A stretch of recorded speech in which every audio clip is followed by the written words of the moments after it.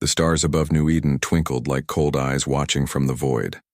Beneath them, a damaged alien freighter struggled through space, its engines coughing smoke and sparks. The ship was barely holding together as it approached the orbit of the human colony. Inside the freighter, Valari, a widow from the insectoid humanoid race known as the Jatari, held her youngest child close to her chest. His breathing was weak. The other two children lay beside her, shivering. A parasite had infected them all, a parasite that Jatari medicine couldn't cure, but human blood carried something that could fight it. She had heard stories of human resistance to many diseases.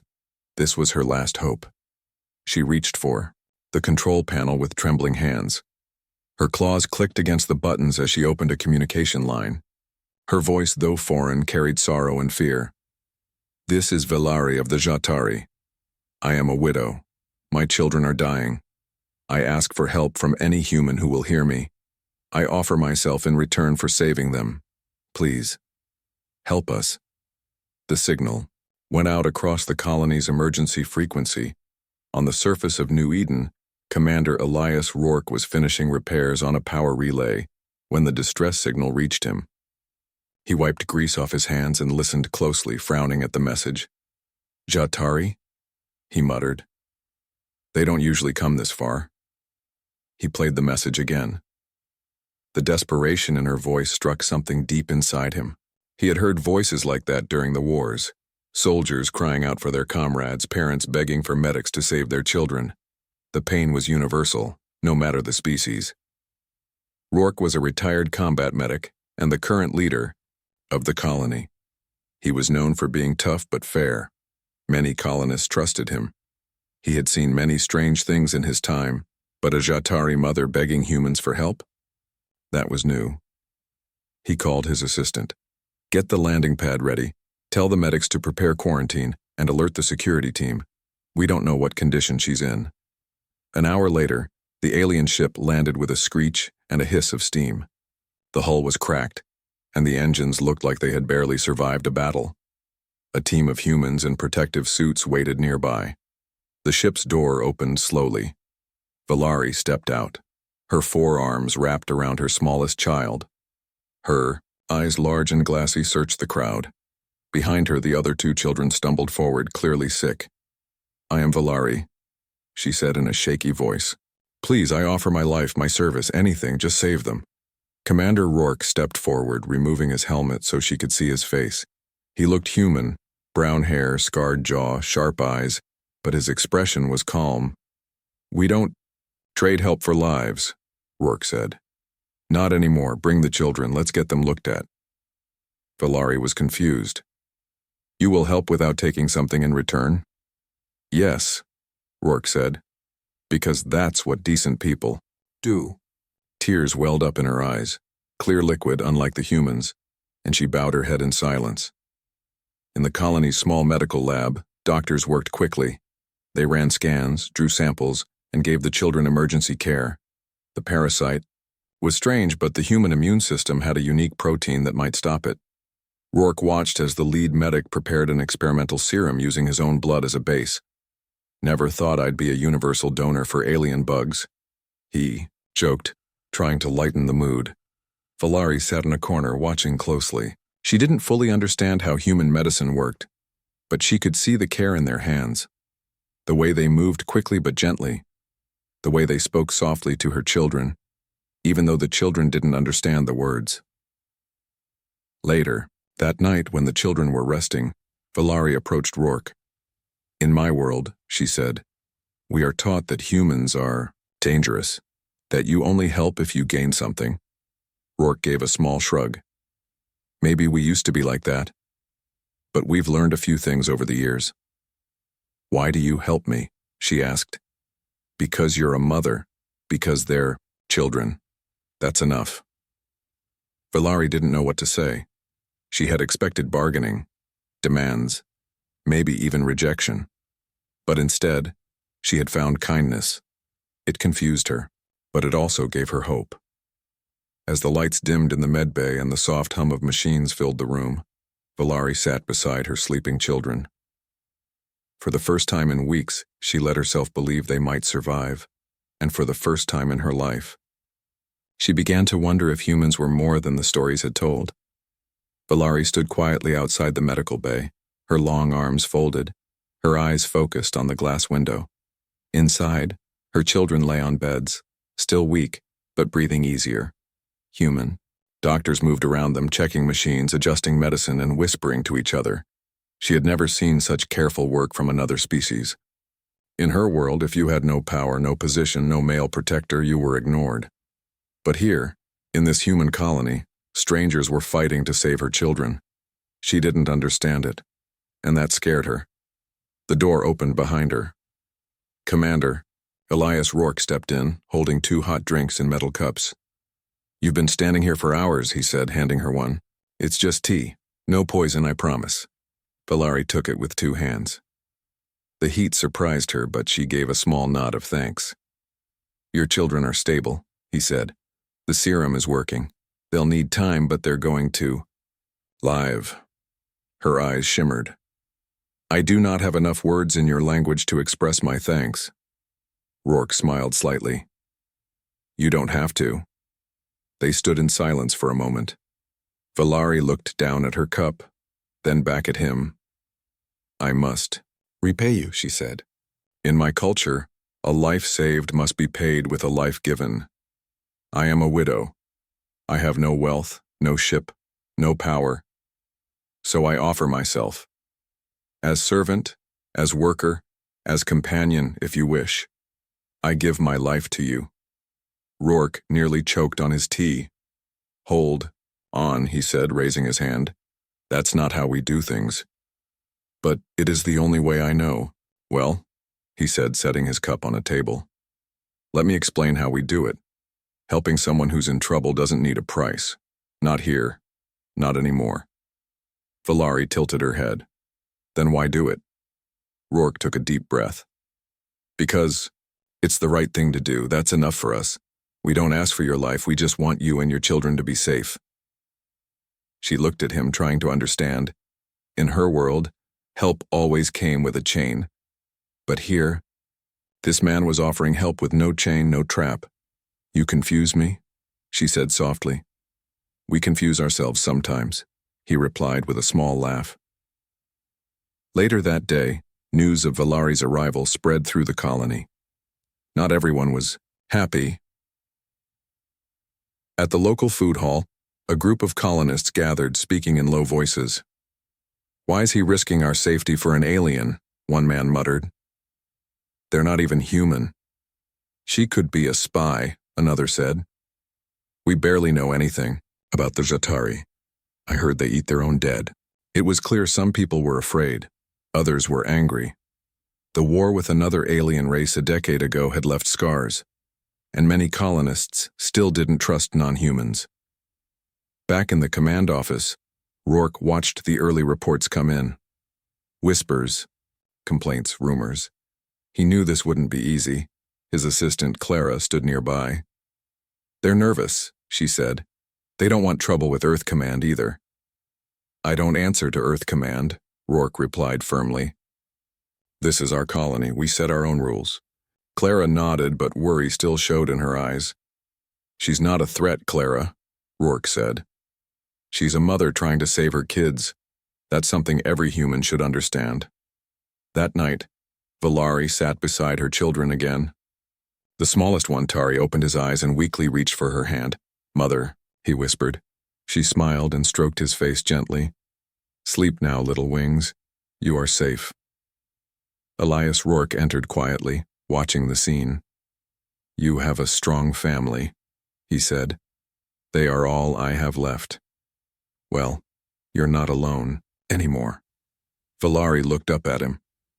"Do you truly believe humans and my kind can live together?" Rourke thought for a moment. "I've seen worse enemies become allies. It takes time and trust. But yes, I believe it's possible." She gave a small nod, then looked back at her children. "In my people's stories, humans are always dangerous. They take, they destroy, they conquer. And yet," Rourke said gently, "here we are, sharing tea and stories, She let out a quiet sound, something between a sigh and a hum. Perhaps it is time to write a new story. Maybe we already have, Rourke said. Outside the window, the twin moons of New Eden rose over the colony. Inside, a tired alien, mother and a weathered human soldier stood on the edge of something new, something fragile but full of hope. The morning on New Eden began quietly, but there was tension in the air. Clouds hung low in the sky, and the wind carried a chill. Inside the colony's medical center, Valari sat beside her children, who were now breathing stronger. Their skin, once pale and weak, was slowly returning to a healthier shade. She was finally beginning to believe they would survive. Commander Elias Rourke entered the room with 2 cups of warm broth. He handed one to Valari, who accepted it with a small nod. "How are they?" he asked. "Better," Valari replied softly. "They are sleeping more, eating a little, thank you, again." Rourke gave a small smile. "That's good news. Let's hope they keep getting stronger." But outside the medical center, trouble was already beginning. In the power control room of the colony, the lights suddenly flickered.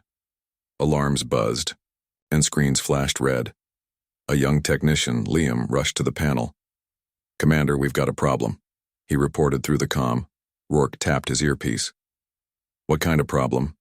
"System overload. Someone shut down the backup reactor. And, sir, the medical base life support is failing." Rourke's eyes narrowed. "I'm on my way." He turned to Valari. "Stay with your children. Don't leave this room." Valari stood, alarmed. "What is happening?" "Someone is trying to sabotage us," he said, already walking out. "But I'll handle it." Minutes later, Rourke arrived at the control room. Clara was already there, typing fast on the console. "Whoever did this knew what they were doing," she said. "They bypassed the security code and cut power to the entire south sector where the medbay is."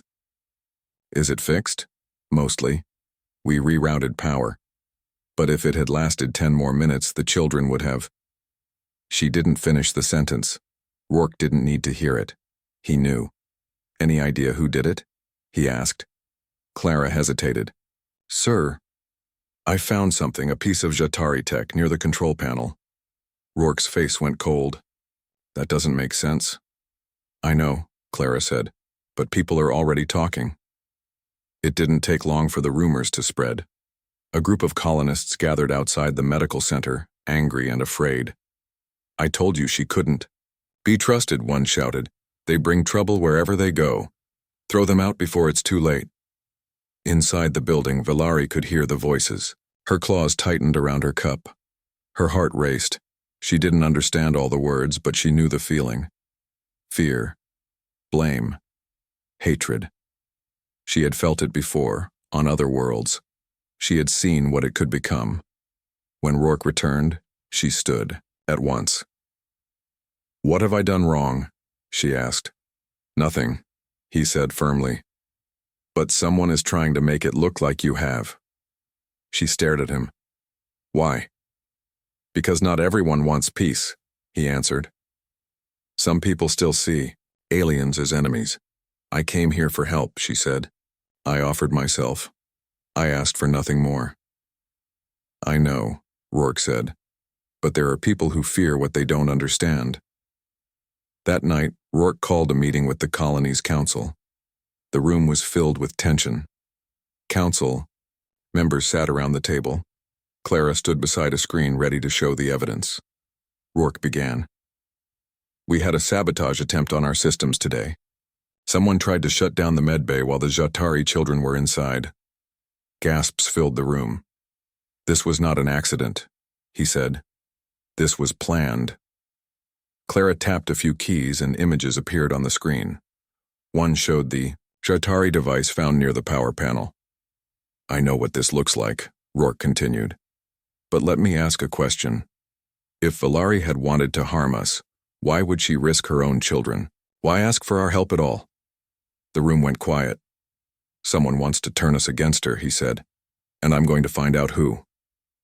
A few council members nodded. Others looked away, unsure. Later, Rourke visited Valari again. She sat, in the med bay, her children sleeping beside her. The lights were dim, the machines humming softly. I spoke to the council, he said. And what did they decide? Nothing yet, he answered. But I won't let anyone hurt you. I promise. Valari looked up at him. Her eyes were tired but calm. In my people's stories, she said, there are tales of great betrayal, but also of great loyalty. Rourke sat down beside her. Let's make this a story of loyalty, then. She gave a small nod, her voice almost a whisper. Then let it begin with trust. Outside the window, the colony lights flickered back to full power. Inside, despite fear and lies, a human and an alien mother shared a moment of silent strength. But both knew. The danger was far from over. The sun rose over New Eden, casting warm light over the colony's domes and gardens. Birds, small, colorful, and strange to Valari's eyes, sang softly outside the medical center. Inside, her children were stronger now, playing quietly with a human girl named Mira. Mira was the daughter of one of the colony's engineers. She had bright eyes and a gentle smile. When Valari's oldest child, Ketar, first met her, they didn't speak the same language, but they shared something stronger, the simple joy of friendship. The room was filled with small toys and books, many of them human. Mira showed Ketar how to read some of the pictures. He laughed when she made funny noises for the characters. Valari watched from the corner, her heart full. For the first time since they left their home world, she saw hope in her children's eyes. Meanwhile, outside the medical center, Commander Elias Rourke stood with Clara and a few trusted colony leaders. The sabotage had shaken the colony's trust, but Elias was determined to keep peace. We must be careful, he said. This isn't just about fear of aliens. Someone wants to use that fear to divide us. Clara nodded. I'm still running scans for more evidence. If we catch whoever did this, it could prove there's a deeper threat. Rourke rubbed his chin. I hope so, because if we let hate grow, it could destroy everything we've built here. Back inside, Valari and Elias spoke quietly. Your children have made a friend, Elias said with a smile. That's a good sign. Valari smiled softly. It is. In my culture, friendships between species are rare, but I see now they can be strong. How do you feel about living here? Elias asked. It is strange. But the kindness I see, more strange. I am learning to hope. Elias looked at her kindly. You should. Humanity isn't perfect, but we have good hearts. And your family shows what can happen when we work together. Valari's eyes brightened. Together. Yes, Elias said. 2 worlds, 1 future. Days passed, and the colony slowly returned to normal. The children played together, and Valari helped in the garden, learning human ways of planting and caring for life. But the peace was fragile. One evening, a loud shout echoed through the colony square. Aliens out, a voice cried. They bring danger to our home. A small crowd gathered, angry and loud. Valari watched from a distance, fear tightening her chest. Elias stepped forward, raising his hands. Listen to me, he called. Valari came here for help. She is a mother just like you. Her children are sick and we saved them. We are stronger together, not divided. Some in the crowd shouted back. Others stayed silent. Thinking, a young man stepped forward. I don't trust her, he said, not yet. Elias met his gaze. Then watch. Watch how she lives, how her children grow. And remember, we are all trying to survive on this harsh world. Slowly, the crowd began to disperse. Valari breathed deeply, feeling both relief and sadness. That night, Valari sat outside under the stars with Ketar and Mira. The 2 children sat close, their hands brushing as they talked in soft voices. Will they always be scared of us? Ketar asked Mira. I don't think so, she said. People just need time to learn. Valari smiled at their friendship. You are both children of 2 worlds. Mira looked up at the sky. Maybe one day our worlds won't be so different. Ketar nodded. Maybe. As they sat quietly, the stars seemed to shine a little brighter. Two children, one human and one Jatari, symbolized a future where fear was replaced by friendship. Inside the command center, Elias looked at a screen showing the colony map. The sabotage had been contained, but the questions remained. Who wants to break us? He wondered aloud. Clara tapped the screen. We're finding traces of messages, coded signals sent from within the colony. Elias frowned. We need to find the source.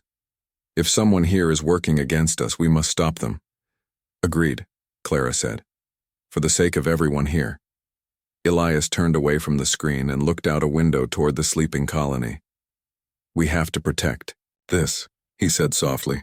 Not just the buildings, but the trust between us. That night, Valari wrote a message in her native tongue and sent it through a secure channel to her people. We are alive. The humans show kindness, but danger lurks close. We must be ready. She hoped they would understand. She hoped her children's future would be safe. As she looked out over New Eden, Valari felt a new strength growing inside her. The road ahead was long and difficult, but with humans like Elias and friends like Mira, maybe, just maybe, they could build a new home.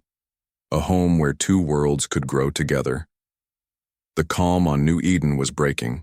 Word came down from Earth's Defense Directorate, a powerful group that controlled much of humanity's colonies.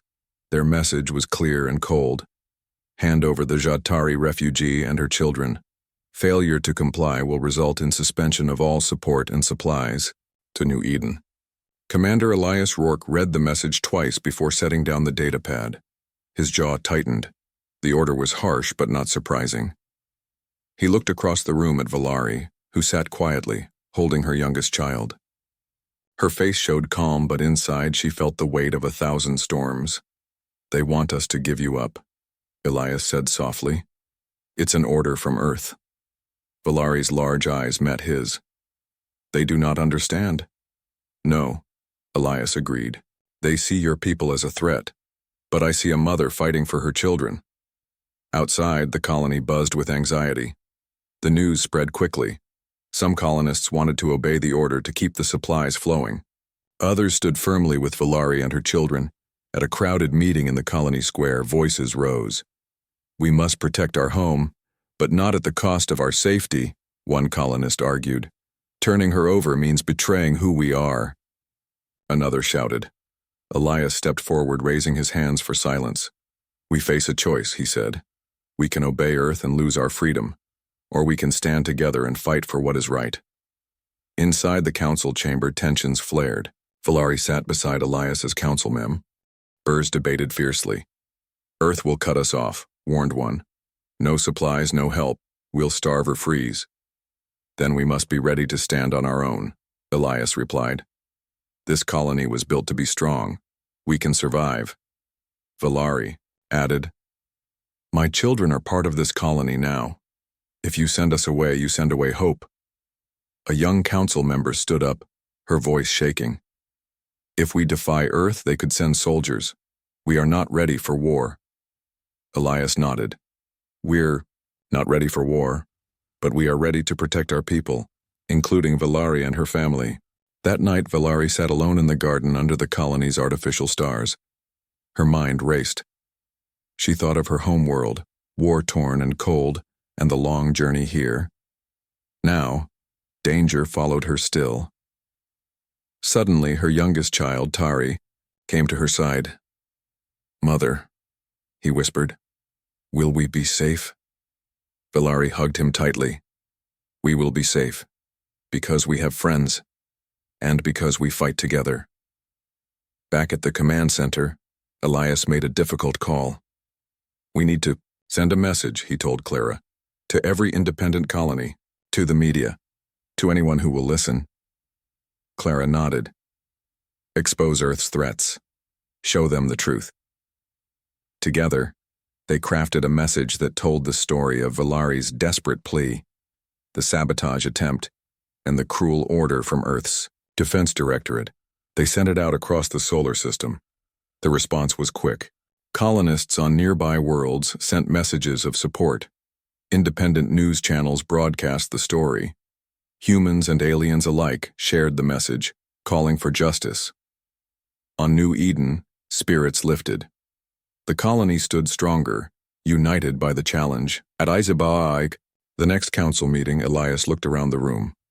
"We are not alone," he said. "Together, we will protect our home and each other." Valari smiled, her heart lighter than it had been in weeks.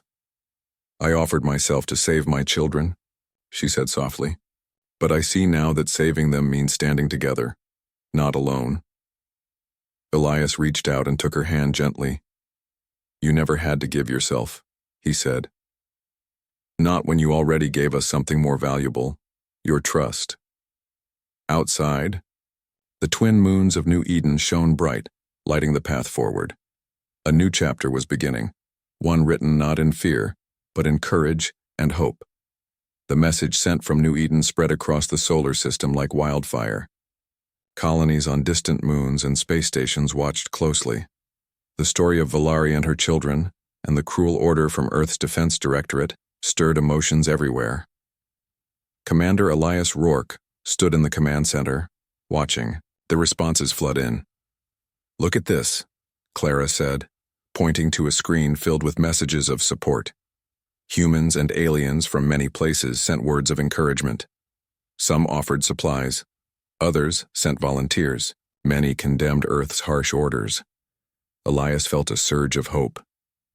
"This is what happens when people hear the truth," he said quietly. But Earth's Defense Directorate did not back down easily. They sent envoys demanding the colony obey or face consequences. The colony's leaders met again, facing difficult decisions. Some feared losing Earth's protection. Others believed in standing strong. Elias stood before the council. "We cannot let fear control us.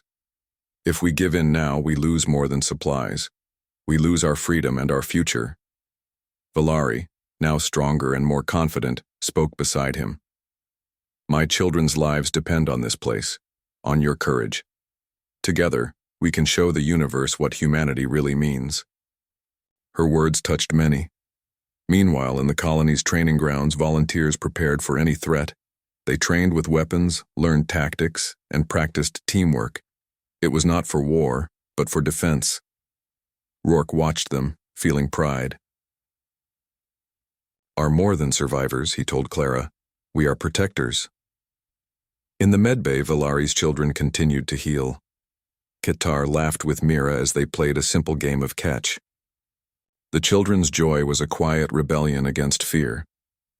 Valari watched, her heart full. She had come to love this place and its people. She no longer saw humans as strange or dangerous. She saw them as friends. One evening, Elias and Valari walked through the colony gardens. The air smelled of blooming flowers and fresh earth. Stars twinkled above. "You have changed since you arrived," Elias said. Valari smiled. "And you have shown me what humanity can be." "Not perfect," Elias said with a grin. "But we try." Valari nodded. "That is enough." They stopped near a small tree newly planted. Valari reached out, touching its leaves gently. "This tree is like us," she said. "Growing slowly, learning to stand tall. It needs care and patience." Elias looked at her thoughtfully. "We'll care for it. Together." Then, a new threat appeared. Not from outside, but within. A hidden message was discovered in the sabotage signals, revealing a secret plan to turn the colony's people against each other. Clara brought the evidence to Elias. "Someone wants to start a civil war." Elias clenched his fists. "We can't let that happen. We must unite no matter what." He called an emergency meeting. In the great hall, the colony gathered. Elias stood before them, his voice strong. "We face enemies outside and inside, but we will not fall divided. We are one colony, one family." Valari stepped forward. "I am one of you now, and I stand with you. Let our children grow in peace, not fear." The crowd cheered, their voices rising in a powerful chorus of hope. That night, Valari wrote again to her people. The humans have shown me kindness beyond my hope. We face challenges, but together, we grow stronger. I believe in this new path. Elias looked out over the colony, feeling the weight of leadership, but also the light of possibility. The fight was not just for survival, it was for the soul of humanity. And in this small colony on a distant world, hope was winning. Months had passed since Valari and her children arrived on New Eden. The colony had changed, and so had its people. What was once a place filled with fear and suspicion was now a community growing stronger through understanding and trust.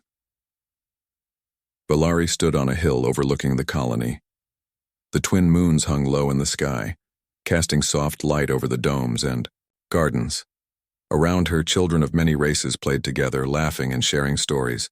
Her own children, once weak and sick, now ran and jumped with joy. Qatar held Mira's hand as they chased each other, while little Tari tried to keep up, stumbling but smiling.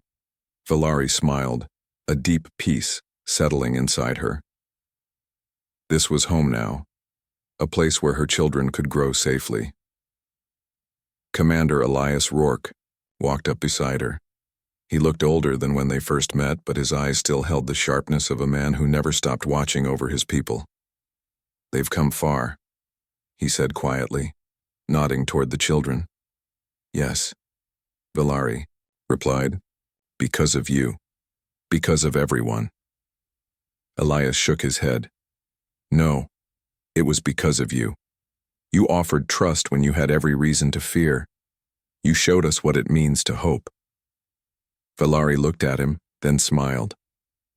"In my world, widows are seen as lost without value, but here I found purpose again." "You never lost value," Elias said. "You just needed a place to show it." They stood together in silence, watching the sun begin to rise. Inside the colony council hall, Valari had been invited as a permanent member. She no longer needed to ask for help. Now she helped others. She spoke clearly and confidently about how to care for the colony's gardens and health systems. She taught the colonists about Jatari medicine and shared stories of her people's history. Her presence was a bridge between two worlds. One afternoon, a message arrived from Earth. The Defense Directorate had changed its mind. The order to hand over Valari and her children was officially canceled. Colonists cheered, but Elias knew the fight for respect was ongoing. "Today we won a battle," he told the council, "but the war against fear is not over." Valari nodded. "Fear dies slowly, but trust grows." Outside, the colony celebrated with a festival. Lights sparkled in the night, music filled the air, and people danced together under the stars. Valari held Elias's hand as they watched the scene. "This is more than survival," she said. "This is life." Elias smiled. "A new chapter for all of us." Suddenly, a group of children ran past, chasing a small, glowing orb that flickered like a firefly. Qatar laughed and called out, "Catch me if you can." Mira grinned. "I will." Valari laughed softly. "They are the future, strong and free." Elias squeezed her hand. "Because we chose to stand together." Years later, Valari stood beside Elias on a stage in the colony square. The crowd gathered for the ceremony celebrating New Eden's new status as an independent alliance of human and alien settlers. Valari spoke into the microphone. "Once I thought I had nothing left to give, but here I found a family. Here we are not defined by where we come from, but by what we choose to be." Elias followed her, adding, "Humanity is not perfect, but it is capable of great kindness and courage. When we open our hearts, we can create a future where all beings belong." The crowd erupted in applause. Valari looked out at the faces around her, humans and aliens together, and felt hope. They had built new roots on this distant world, roots that would grow deep, strong, and lasting.